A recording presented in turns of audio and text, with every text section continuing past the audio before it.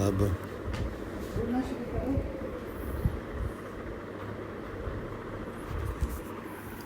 मैं मनोज कुमार, सहायक आचार्य राजनीति विज्ञान, राजकीय महाविद्यालय लक्ष्मणगढ़।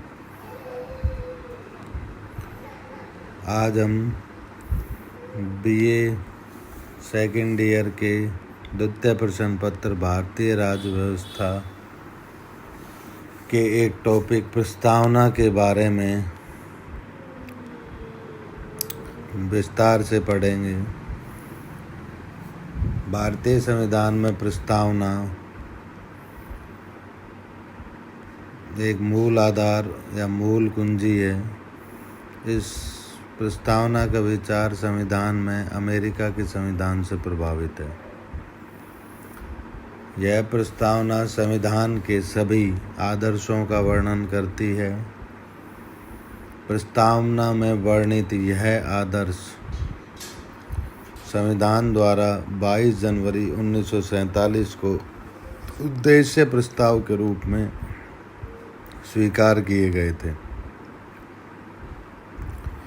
प्रस्तावना में भारतीय संविधान द्वारा स्थापित किए जाने वाले आदर्शों का, लक्ष्यों का उल्लेख किया गया है, जैसे सामाजिक, आर्थिक, राजनीतिक न्याय, विचार, अभिव्यक्ति, विश्वास, धर्म और उपासना की स्वतंत्रता, अवसर की समानता, सभी नागरिकों में बंधुत्व की भावना का विकास, राष्ट्र की एकता व अखंडता।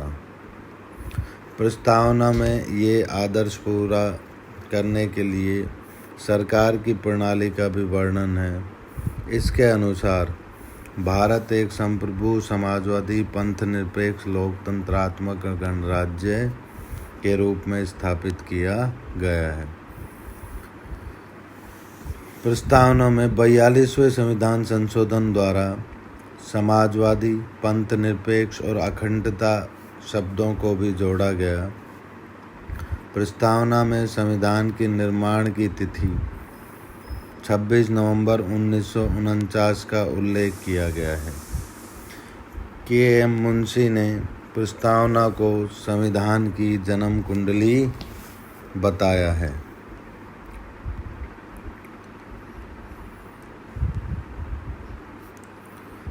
समय समय पर प्रस्तावना को बारे में यह विवाद भी होता रहा है कि प्रस्तावना संविधान का भाग है या नहीं। इस संदर्भ में बेरुबारीवाद 1960 में न्यायपालिका ने प्रस्तावना को संविधान का भाग नहीं माना था, लेकिन कुछ समय पश्चात केशवानंद भारती वाद में या केशवानंद भारती केस में, जो 1973 में निर्णय दिया गया, उसमें न्यायपालिका ने बेरुबारीवाद के निर्णय को पलटते हुए प्रस्तावना को संविधान का अभिन्न अंग माना है। न्यायपालिका के अनुसार प्रस्तावना का प्रयोग संविधान की व्याख्या के लिए भी किया जा सकता है, इसलिए प्रस्तावना को संविधान की जन्म कुंडली भी कहा जाता है। प्रस्तावना के संदर्भ में एक दूसरा विषय यह है कि इसे संशोधित किया जा सकता है या नहीं। न्यायपालिका के अनुसार जो भाग मूल ढांचे के अंतर्गत सम्मिलित नहीं है, उनका संशोधन किया जा सकता है, परंतु मूल ढांचे में सम्मिलित भाग का संशोधन नहीं किया जा सकता। चूँकि संविधान की प्रस्तावना में सम्मिलित ज़्यादातर शब्द आधारभूत ढांचे के भाग हैं, जैसे राष्ट्रीय एकता, अखंडता, पंथ निरपेक्षता, मौलिक अधिकार, निदेशक तत्व, लोकतंत्रात्मक गणराज्य आदि। इसलिए ये माना जाता है कि प्रस्तावना का संशोधन मूल ढांचे से छेड़छाड़ किए बिना किया जा सकता है।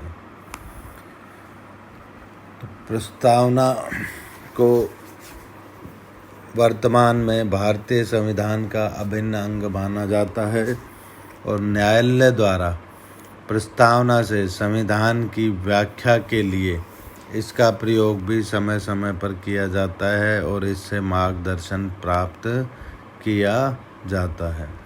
प्रस्तावना के संदर्भ में आज इस टॉपिक पर इतना विषय व्याख्यान जो किया गया है, ये प्रस्तावना के संपूर्ण परिप्रेक्ष्य को स्पष्ट करते हैं।